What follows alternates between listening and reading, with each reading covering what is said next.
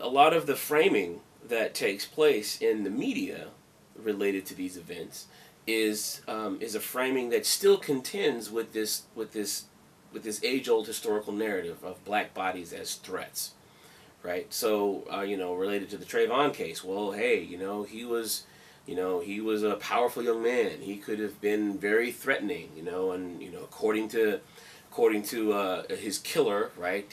He was initially approached by Martin. Again, we only have one side of this story, right? It gets a little harder with Renisha McBride because, again, the guy who winds up shooting her is between her and there's two locked doors between him and McBride, right? So, again, the even the ways in which these conversations are structured sort of lend themselves to lend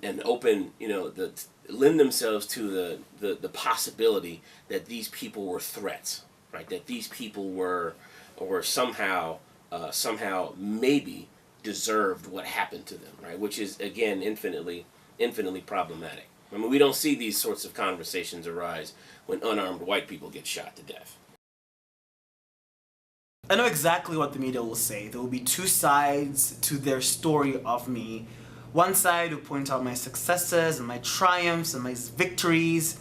But then a few days, or with this technology, a few hours later, will come various pictures or videos from my social media accounts or friends, supposed friends, that will be showing me in compromising situations.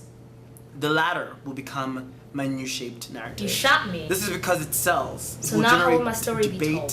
And who will tell it? And basically it will will they talk justify about me as an injustice. angry black woman? Just like Trayvon Will they and talk Jordan, about me as an immigrant I in this will country? be a black man, Or would they talk about me in my suspicious, broken home? whose agency, All of which does story nothing and narrative, but assign me as everything a boils down to nothing. Or would they see me as a too goody two shoes? But here's what I want you to know. The child that I am never not did perfect. drugs But again, and started drinking at the age of 20. I lived and tried to live life to the Would they full. see me as a first generation I was college oppressed by student? various systematic With a family factors of that limited who I hard-working could legal be, immigrants by chasing systems that the actively American worked dream. against me every single None day of of my these life. is my I story. was constantly pressured by others, story but of the mainly girl by brought to myself, the to United be States perfect. I was as human head friction. with And no this is my knowledge story. of its And my story is mine. But unfortunately, because of found stupidity, passion that was not my ignorance, languages. privilege, I that love was idiocracy, biased hatred of others, my story is going to be shattered forever. Through my personal girl interaction, who will what go you will through highs hear and lows is not for this. those I who try to love not know me as Kundwani, And you the will know girl me as the who was other empowered black kid and loved who his died skin color. because he deserved it. Would you tell that story? Probably not. Because you shot me. You shot me because you're scared of my color and what you thought that meant about me. So now you will never get to hear my story.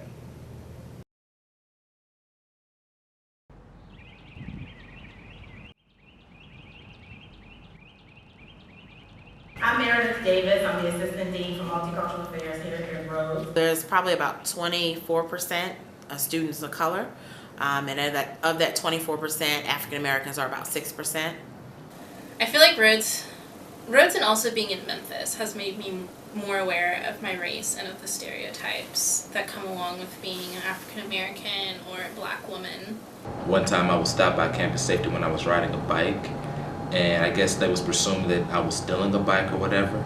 I've also been asked, do I attend Rhodes if I walk off the campus and walk back on the campus, am I a Rhodes student? I don't know if it's a mindset that says, maybe black students shouldn't go to Rhodes. Well, first of all, I feel like Rhodes is lying. As an institution, Rhodes is lying because I feel like, we pride ourselves on being such a progressive school, and we are. But when it comes to race, we just tend to ignore it as if that's something that we don't need to progress on when it clearly is. I told you when I was a freshman, someone did the same documentary similar to this talking about black life on campus. The fact that this keeps reoccurring should tell people that this is a problem. Let's see what we can do to fix it. So